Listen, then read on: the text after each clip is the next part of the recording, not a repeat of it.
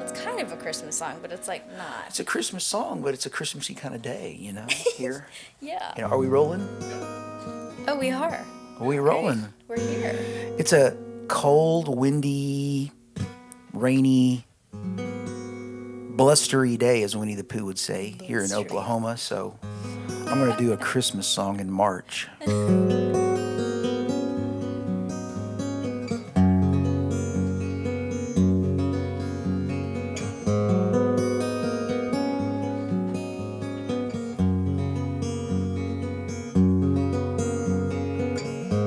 A lonely vigil in a little shed. Two lonely people, a baby in a bed. A baby who could lay in a manger and still hold the whole world in his hands. It was dark that night, a star shone all around. A Savior met the world on common ground. Love came down from far, far away to be closer to us than sunlight is to the day. Things for the lost and things for the found ain't been the same since love came down.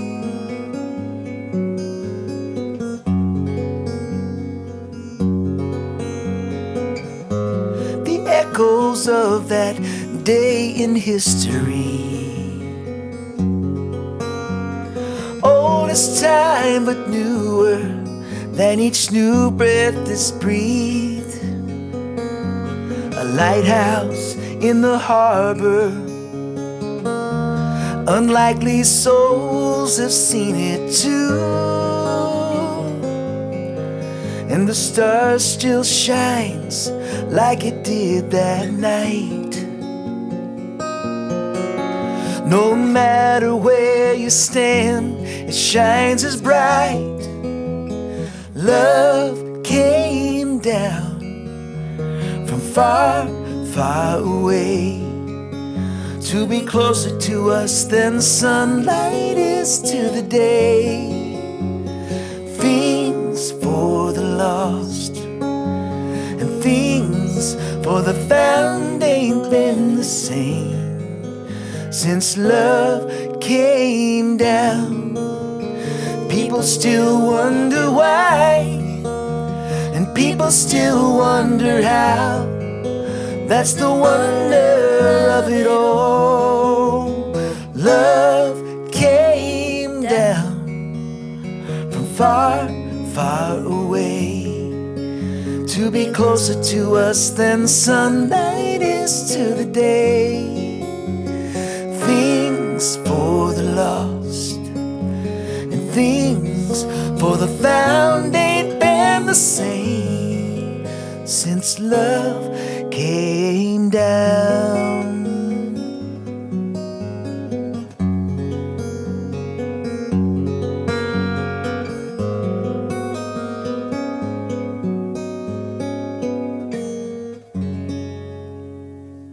Nice. That's great. Thank you very much for being here, everybody. Welcome to the Music Room Podcast, a home for artists and weirdos and storytellers. And if that's you, you're in the right place. And speaking of weirdos, I have one of my favorite weirdos, storytellers, artists in the whole world with us today. This is the lovely and talented Miss Emily Blagg. Hello. It's great to have you here. Thank you. And let's just get this out of the way first. Yes, this is my daughter. This is our forgotten middle child. I claim him. that we didn't forget about. So it's so great to have you here today. And I'm really excited because even if you weren't my daughter, even if I just saw you from afar and I didn't know you, I'd say, wow, this chick is really good. And she is really good. So I'm excited to have you here. You're one of my favorite singers, favorite artists in the whole world. And I know I'm biased, you're my daughter, but even if you weren't my daughter, I would still say that. So do you have a song for us? Would you play a song for us? Yeah, sure. All right. So this is one that I wrote last semester, actually for a class project I had Can to definitely do. tell you're a student because you break things up by semesters, right? Yeah. Yeah. So last fall. Last year. So yeah, this one's called Ocean's Welcome. Let's see here.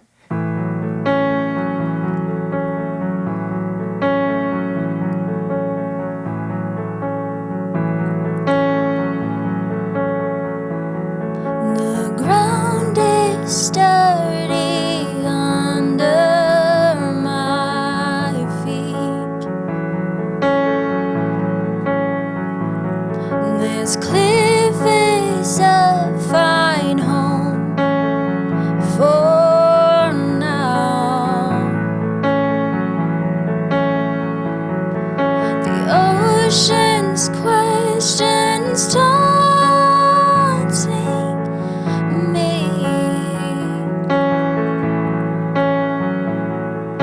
The wind is echoing the mystery.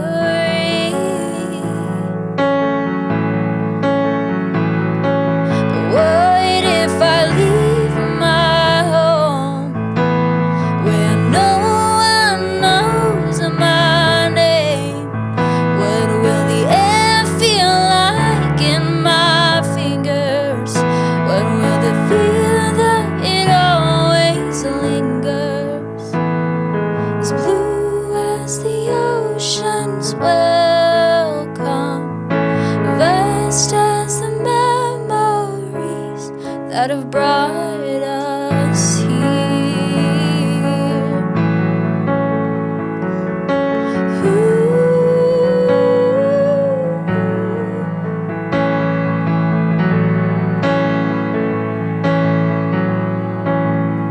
It's just blue for miles and miles. Life on the edge is pretty sunny. One wrong turn and we're sinking.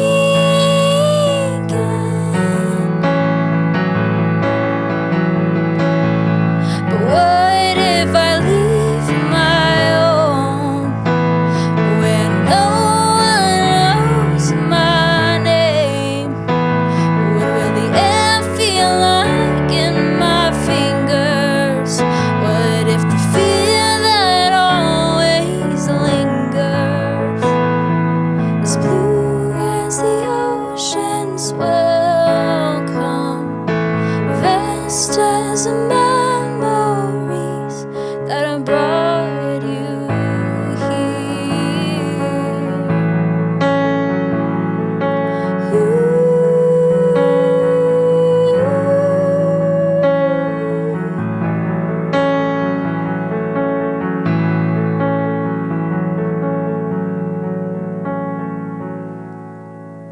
There we go. Yeah. Very nice. Thank you. I love that. I love that melody. Me too. Yeah. It was the hardest thing that I kind of had to work with on that song.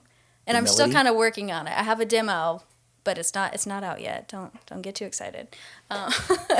But yeah, I'm still kind of working on it, trying to see if I can make it the best I can. But yeah, the melody was It's probably beautiful. Well, I thank love you. that.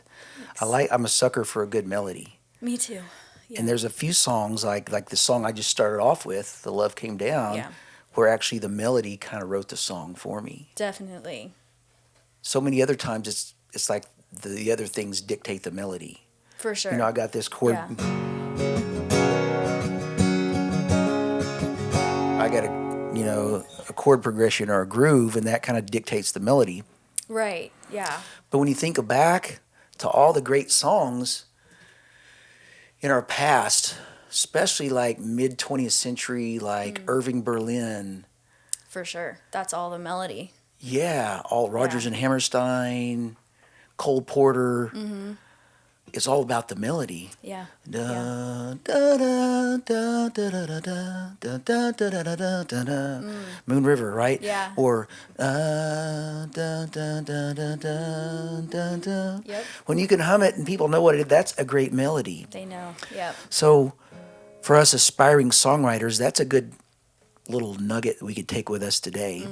Yeah. I don't know about you, but when I'm writing a melody for a song, I tend to, at least I feel this way. I'm not sure if it's completely true. I'm sure it is, but I tend to overthink the melody and try to like complicate it, overcomplicate it, all of those things. So I have to kind of like find myself having to like simplify things. I don't know if that's the same for you. It is, absolutely. I tend to, but sometimes a melody just comes to you. It's just like song ideas, and songs I think are gifts that are, some artists think that songs are kind of just floating out there in the collective, Right. ether, and we have to have our antennas up and kind of pull those in like a radio signal. Sometimes it's like that. It seems like that sometimes, and I think the same melodies are that way too. I think there's great melodies just floating around, just waiting for you to grab one and put it in a song. Definitely. Yeah. So I I hope that you grab some more melodies like that one and put them in songs, Thanks. because that's really beautiful. Thanks so much. Yeah. So what are you up to these days? Tell us Yeah. in your life these days. Well, in my life these days, there's a lot. I'm still a student at the Academy of Contemporary Music in downtown Oklahoma City.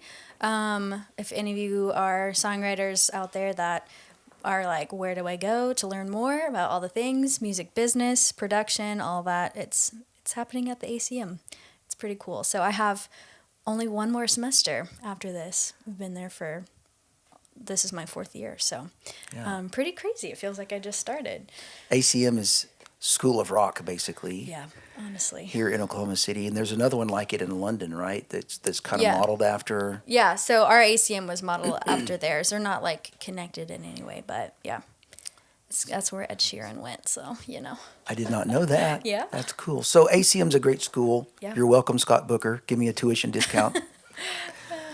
Great place to go. Yeah. And Stuart, our producer, who they got to see Stuart last week because he was swapping out a ukulele for a guitar and made a cameo appearance. That was rare. It's kind of like seeing Sasquatch or something when you get to see Stuart on camera. It was, yeah. Tell us about Stuart. You know Stuart? Oh, I do know Stuart. So we're actually engaged, and we're gonna get married this October. It's gonna be pretty cool. I'm fairly excited. Just kidding. I'm very excited. But yeah, I'm playing at a live church as of now in my life. Playing keys, of course. That's my main thing. That's what I do. And that's been a really awesome experience for me, just getting to kind of take a step back from like leading and being like the front person and singing and stuff like that, and just really hone in on my craft and piano and learn. I've learned so much I've been there for about a year and a half, a little bit over that. But I've learned so much, especially with just like different ways that you can use a keyboard. People think it's just like all of the sounds trapped in here, but it's like I've got my computer over here, and it's like the possibilities are endless. And so I've been able to learn a lot about that main stage, Omnisphere, Keyscape, all that mess. It has been, and I'm a Life Church fan. I always have been since day one. I'm a Craig Rochelle fan, so I'm thrilled that you get to be there. And Stuart is a sound man there, and kind of in the inner workings of what they do, mixing down the online church. Are we allowed to say that on? Can we say that? I didn't know if that was secret stuff or not. But so if you hate the online church mix, you can.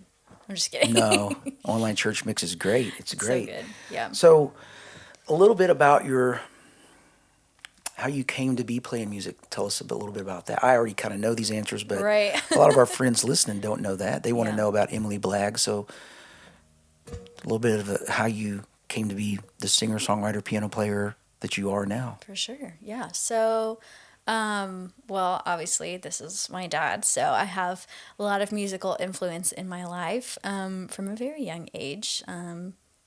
So that's been an awesome thing to just have that influence. I honestly don't know if I would be playing music. Like, I don't know what my life would be like if I didn't have a dad and mom who are very musically oriented. grew up seeing my dad just travel all over the world.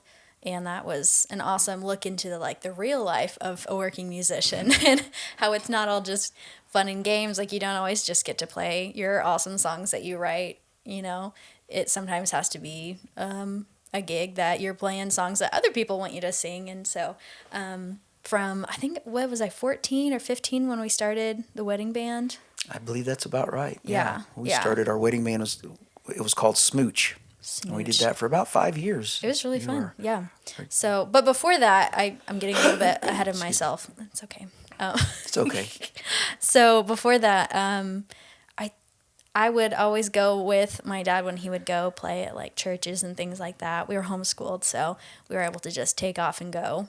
And so yeah, I was like, 5 or 6 years old, going with you. Some of my best memories are just traveling all around and getting to see my dad do his thing at all these different places. It was so cool.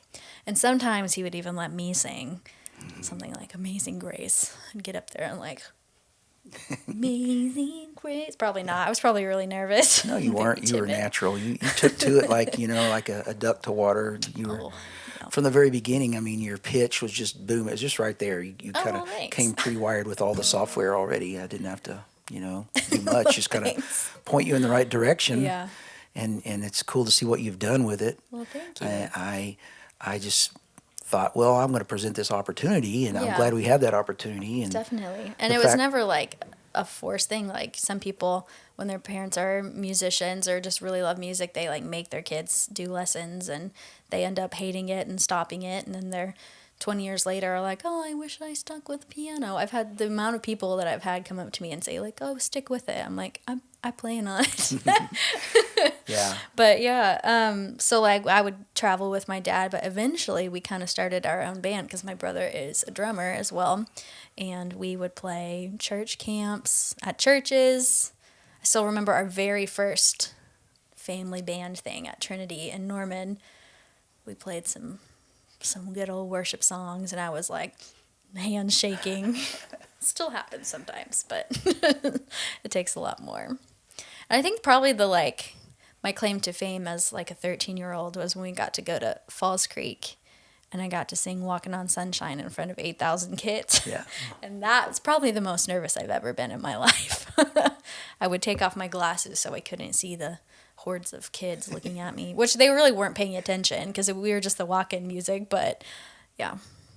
And I think Stuart remembers being a 13-year-old. Stuart was there he at was that camp there. and saw his future fiancée, wife. Yeah, his bride-to-be. He didn't know. Maybe he knew it at the time. He probably didn't. No, he thought I was a weirdo. So funny, but yeah. So that was honestly, it was a great experience being able to just like travel and see how that actually is, and just see you guys working hard to make your dream a possibility, and here you are, still doing it, and it's awesome. Still doing it, I know. Yeah, and so it kind of came about. We'll get to road stories in a little bit, or we could get to that now. It came about that I was in South Dakota doing a Bill Glass event, prison event, and my driver, his name was Willie Sanchez, great guy. He was the athletic director at the University of Sioux Falls. He was my driver, and we had to drive forever because Pierre's the capital of South Dakota, but it's like way out in the middle of the state. You have to drive from Sioux Falls to like 6 hours. I don't know. It's long, long ways. So we had a lot of time to talk. Before he was the athletic director, he was an independent sports agent for baseball. So he was like Jerry Maguire, if you remember that movie. And that was what he did.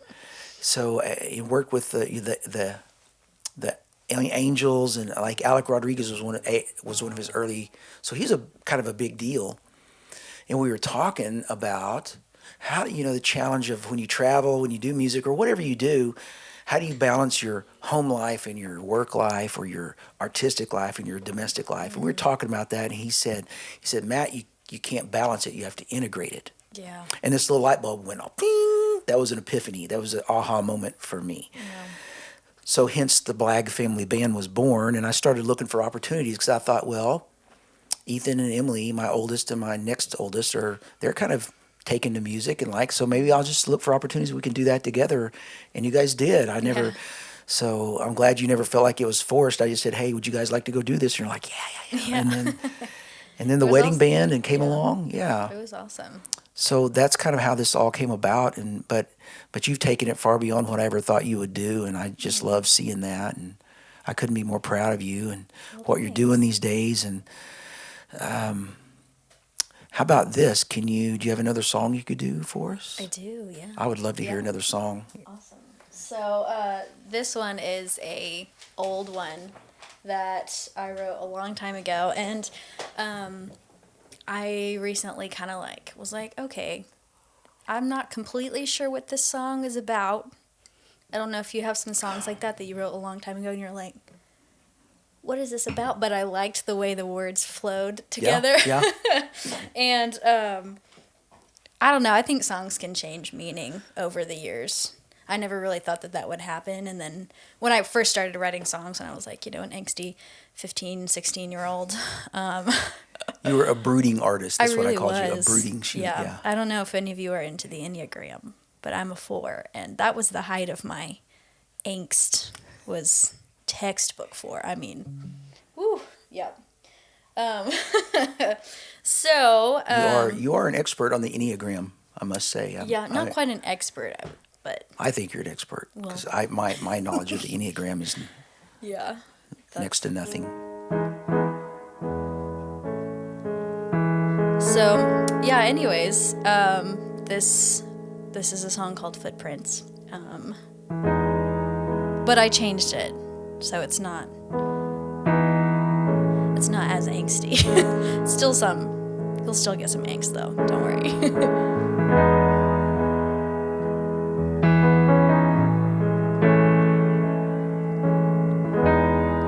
Look around, look all around, look all around. There's things I want you to see, things I want you to believe.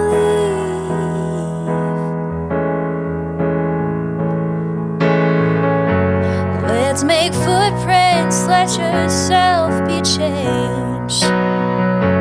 Be the one that comes and stays.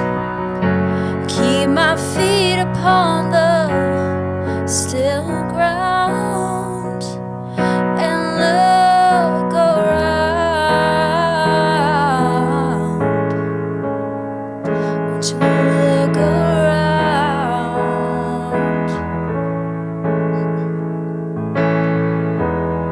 Mr. Jekyll, Mr. Hyde, can't you be unified? Can't you be one tonight? Just use one road and use one light. Drink this drink without a fight. Look around and you just might. Oh, let's make footprints, let yourself be changed. Be the one that comes and stays. Keep my feet upon the still ground and look around. Won't you look around, look around, look around?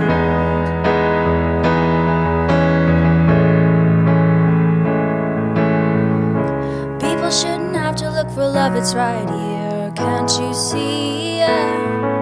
Beneath the dusty cover, don't just let them be.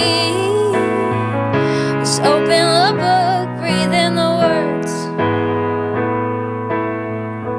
Look around and you just might. Let's make footprints, let yourself be changed. Be the one that comes and stays. Keep my feet upon the still ground and look around. Won't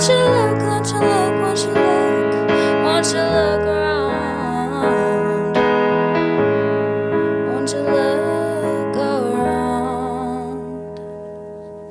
Wow. There we go. Yeah. Very nice. Thank you very much. I love it. I love it, love it, love it. Thank you.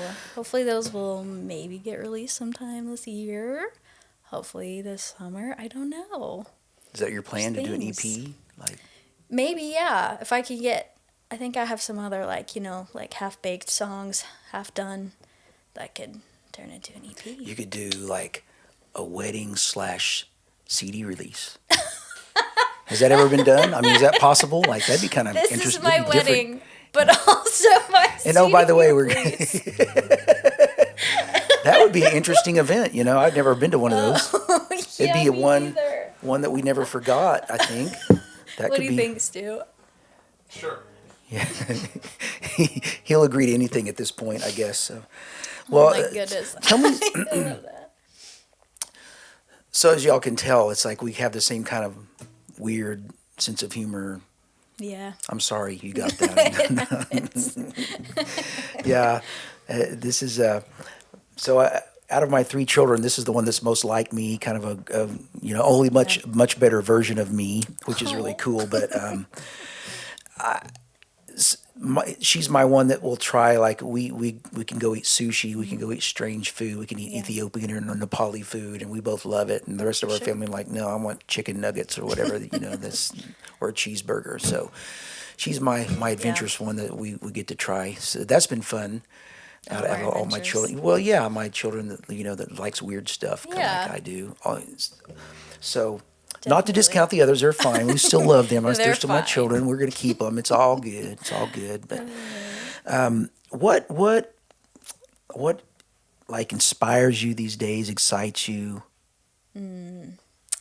Well, music-wise, I've That- been, I just in general. I'm like, this Okay. doesn't have to be music. yeah. And I know your wedding's exciting. I know that's exciting, is. and graduating. But not that so much. Like what? It's feeding my soul. Yeah, that. Yes. Oh, well, I am going to start off with music-wise because, I mean, music definitely is something that feeds my soul. But I've just been so into the artist Andrew Bird and the artist Wilco a lot. They're just some of my all-time favorites, and especially for whatever, I mean, I know, like, musicians, we go through, or at least I do, whenever the seasons change, my musical, like, what I'm into changes. So, yeah, this spring has just been, like, Andrew Bird and Wilco have just been my top. I've also been very into Dr. Dog. Those are all very much, like, I don't even know what kind of music they would be, like, very avant-garde kind of stuff. But, yeah, it's just been nice and refreshing to hear songs like what they're putting out. That's they've all had like really long musical careers, and it's awesome to see them like getting more traction, and like just their shows growing and their following growing. But their songs are just so interesting, and it's like just been really refreshing just to go back and listen to their old stuff and kind of like listen to their, you know, catalog to see, well, what was their music like when they first started as like a beginning, like a person that's kind of just starting out in the songwriting world. So yeah, it's cool to go back and listen to people like that. So that's been feeding my soul lately. But other than that, oh man. What's the Meow Wolf place here? What's it called? Oh, Factory Obscura. I know you're way off into that. Yeah, definitely. So I worked at a camp in New Mexico a couple summers ago, and I got to go to this art installation in Santa Fe. For those of you who haven't heard of it, it's called Meow Wolf. If you ever have a chance, absolutely go. If you're local in Oklahoma, we have something similar, but also its own uniqueness. It's called Factory Obscura, and it is one of the coolest things that I think Oklahoma has right now. It's psychedelic art, but it's like interactive. So you walk through it, you interact with it. It's interactive, and it's awesome. And they're incorporating both music and art, and yeah, it's awesome if you can check it out. But yeah, that's definitely something that has like super excited me. You know, you just have those weird like rabbit hole interests where you're like, not sure where this is gonna go, but this is awesome and I love it. Yeah. Well, you had me at psychedelic, so I'm there. Right? Yeah. I'm there. So Absolutely. And I also know that we're fellow coffee aficionados. Yes, Or coffee coffee is so my snobs, goodness. maybe even we could go that far to say coffee snobs. A little bit. Let's talk coffee a little bit. Let's do it. Okay. I mean, music and coffee just go together, so. Yes, like chocolate and peanut butter. Absolutely. If you're a Or like- songwriter and you or don't like like- coffee, you can just not watch this podcast. Like Oreos and milk. Yeah. Or Lennon and McCartney. Exactly. Or Rodgers and Hammerstein. Yeah. Even. They do go together. I agree. And so, what kind of coffee are you into these days? What are you?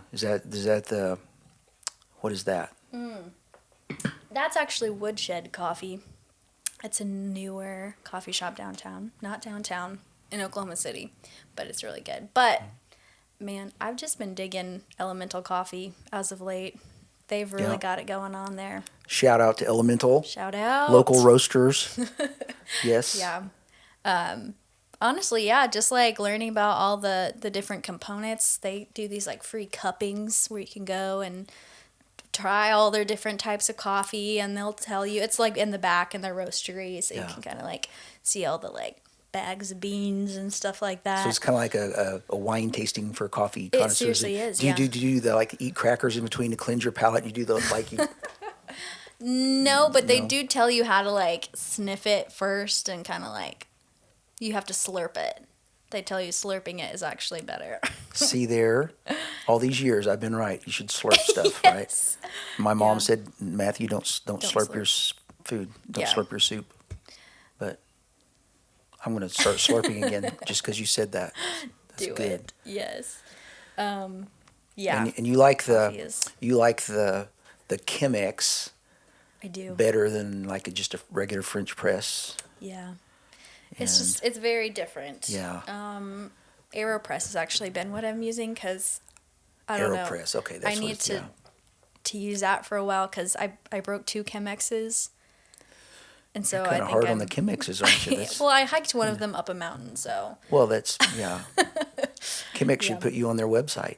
They should. Chemex at the top of a mountain. Well, not a broken Chemex. but right, yeah. I literally just That would, and I was like, because it was in that time in New Mexico where it was either bad camp coffee or my your yeah, Chemex. My So you Chemex that I broke. lugged a Chemex up I did. Mount Baldy or whatever it was. Yeah. I love that. I like your Yeah, dedication to good for coffee.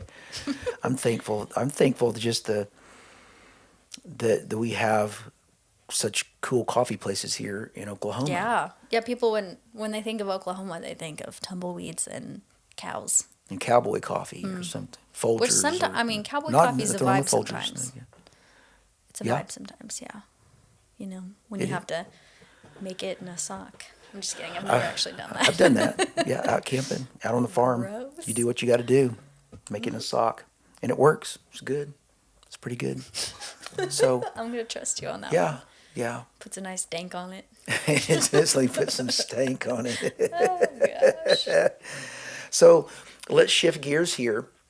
Having traveled many years with me, with our wedding band, with other things, have you had any funny stage stories or road stories we should know about? Oh, honestly, nothing too crazy yet that I can think of, other than having to I was playing for a wedding, just me, my piano, and I was supposed to sing, and I got there and realized that my mic didn't fit, or no, they had a mic that they wanted me to use, and it didn't fit my mic stand, and so I had to get twine, fix it. I got sticks from outside and had to literally rig and so it was this huge thing, things sticking off of it. It was had this Nice. gorgeous elegant wedding, and I'm over here with twine and sticks and stuff trying to I had to pack the sticks to make sure that it didn't slip, and then I had to tie. It was wild. That is wild. Yeah. And I guess the only other things I can really think of is being up there. We've all had that, being up on stage with your fly undone. But surprisingly, it wasn't even when I was actually doing anything musical. It was the one time at Live Church that I stepped outside of my piano. You build yourself in. We have keyboards on both sides and your computer and stuff. So I've built myself a cave back there. And then the one time I went up to the front, my fly was open, and Lovely. it was at like a staff event, and somebody from the very back of the auditorium came up and was like, "Hey, your fly is open," and I was like, like everyone was looking at me. It was pretty bad. Oh my goodness, I've had so many. You have some good ones. People ask, like, how do you stay humble going out and traveling and doing music? And I say, really, all you have to do is go out and travel and play music and be in front of crowds, and it'll kind of do it for you. Oh, yeah. You should tell you one about getting stuck in the bathroom. Oh, that was horrifying. Yeah, I should tell that one. Moments. Yeah, Stage version. Wow. So you brought it up. Yep. I was at a church, and I'm not even going to say in what state. I'll just say it was one of the lower 48. Okay. And I was going to sing at this church, and my friend Karen is a campus minister there that I went to college with. So we set up, did sound check, and then went and got a Coke or something at Sonic. Came back, and I was going to change, and she pointed to this door and said, "There's the bathroom." I didn't. I just walked in the door she pointed to, and I'm in there changing, and someone came in and started using the restroom, and I thought, that's different. Didn't sound quite right. And then someone else came in and started, and then another person came in, and these ladies started talking, and I realized at that point I was in the ladies' bathroom. I was in the far stall at the very back, and I was mortified. I was thinking, oh, what am I going to do? I don't know what to do. I was just like, and somebody's like, there's someone in there? Like, yeah, I think someone's in there. I had my feet up on I was standing up on the, just mortified, and I could hear like the pastor was starting to welcome people. And I thought, I don't know what I'm going to do, because he's going to introduce me here in a minute. And finally there was a lull, just enough of a lull for me to kind of drape my clothes bag over my head and zoom out of there. Nobody saw me, and my friend Karen's going, "What are you doing?" I said, "You told me that's the bathroom. I don't know what I was very rattled. It was I don't remember much about the concert. I'm not sure if it was a good show or not, but I was mortified. Just the thought of, how could I get up and sing when these ladies, he was just in the ladies' bathroom. Yeah. This pervert or whatever. I was like, no, I'm not. I just got sent to the wrong room. Yeah, so that was terrifying. Yeah. So I survived with minor emotional damage from that. Lived to tell about it. Lived to tell another day. That's so good. Anything else we should talk about? Songwriting or anything like that? I don't know. I mean, one thing that I'm very grateful for that you've instilled in us is a love of the outdoors. And I'm just grateful for that. And I think that like songwriting and the outside, there's a lot, they go together, They do. Yes. So we've had some good crazy stories like in the outdoors. Anything from getting flipped out of a whitewater raft and almost getting smushed.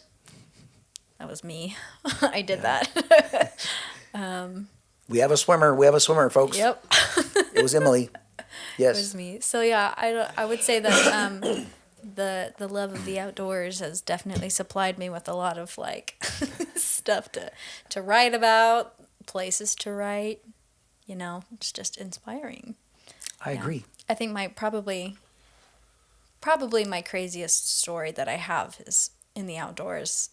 It's the one and only time I ever decided to hike by myself. It was at Philmont in northern New Mexico in the mountains there. And so I was like, yeah, I'm going to just like take my time. It was only a 2-hour hike. It was about 7 miles. I was like, I'll stop along the way by the creek. I'll write some songs, things like that. And it was a beautiful day until it started raining. So I was just out there in the rain. So I was like mad about that. Just kept walking, when you're just like trudging along, just looking at your feet ahead of you. And all of a sudden just kind of like had a weird feeling. And I look up and a big old black bear crosses the path in front of me. And I said, oh, that's how today is going to go. And so then he went off in the trees, and I was like, okay.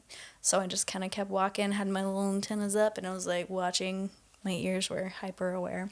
And then I heard some crunching, and this guy was following me. And by this guy, I mean the bear. I don't know why I referred to him as this guy. Because dude that's bear. random. Yeah. This guy's following me eating corn nuts. And the sound of corn nuts was just echoing throughout the canyons. It's a backpacking camp, so there are just random people hiking. But no, this was a bear, a very large black bear, and he was stalking me. And so I just kind of kept walking, and then eventually he kind of like came out close to the path to where I could see him. And so I did the thing you're supposed to do. I got my big red raincoat, and I was like, ah, and, screaming at him. And he eventually just like left. He was like, okay, I'll leave, and left. And you didn't punch him in the face or anything? No, but I would have. Yeah. But no, he good. Seemed like a, nice little guy. So he was amiable. Very much so. So yeah. Well, that's good. I don't have as many crazy road stories, but I'm hoping to acquire them. You will. Yeah, collecting. You're collecting. The embarrassing moments. Part of that is because I think you've traveled with me, and I've had to learn the hard way about what not to do and how to do things the right way. So whenever we get home and it's just been an uneventful trip, that's a success to me. No, trying to change the tire on the side of the road on a bridge or something, or any weird stuff like that. But it's been great having you here. Thanks for having me. I'm really excited to get to introduce you to people who may not know you, because if you don't know Emily Blagg, you need to get to know her. Literally one of the most talented people I know. Yes, she's my daughter. Yes, I'm biased, but just take it from me. Other people say this too. She's incredibly talented. I love your singing. Your pitch is just like laser on. I've always admired that your pitch is like laser focused, just like Dolly Parton's that way, just like a laser radar pitch, and it's really cool. And I have to try to do that, and I get close, but you just got it naturally. You just do that, and your rhythm and your sense of melody is just awesome, and I love it. So I hope you keep writing. I hope you do a wedding / EP, CD release party or whatever. I'll be there. I'll buy a copy. Awesome. And walk you down the aisle or whatever I need to do to get an autographed copy. And I'm really excited for you and Stuart. I can't think of two cooler people to be together. And even if you dump Stuart, I'm still gonna keep him around because he's a great tech. So, okay. And I love him too. So I don't think I'm gonna dump him anytime soon. But if I do, I'll let you know. Please do. And so, you got another song or no? You do? No. No more songs? That's it, folks. You're going to have to wait for the EP to come out. So, I'll do a song and then we'll... half-baked one, but yeah. Stuart, are you still getting guitar signal? My battery light's flashing at me. She smiles like a morning sun.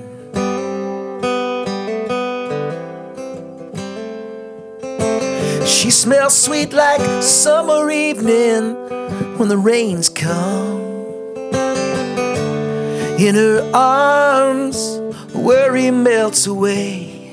I'm finally learning how to live my life that way. The sky is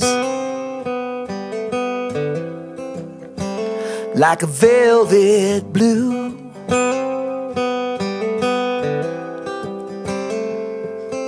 The trees are green and the sunset gleams like a dream come true. All I need is right here in this day. I'm finally learning how to live my life that way. Not the money in the bank, not the car I drive or what the neighbors think. It's learning how to let go. It's knowing when to say no, and it's jumping into things that feed your soul.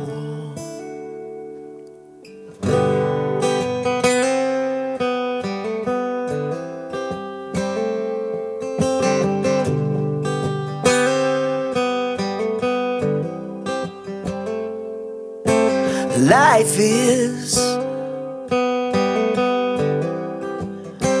like an old love song.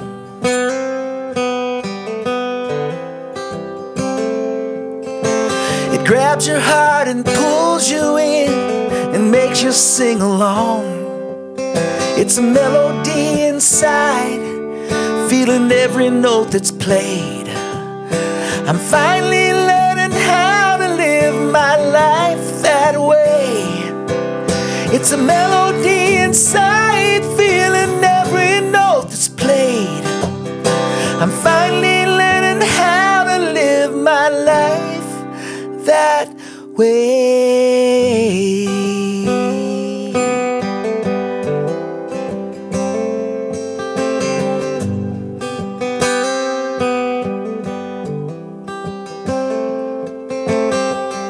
Well, thank you all for being here with us today on the Music Room Podcast.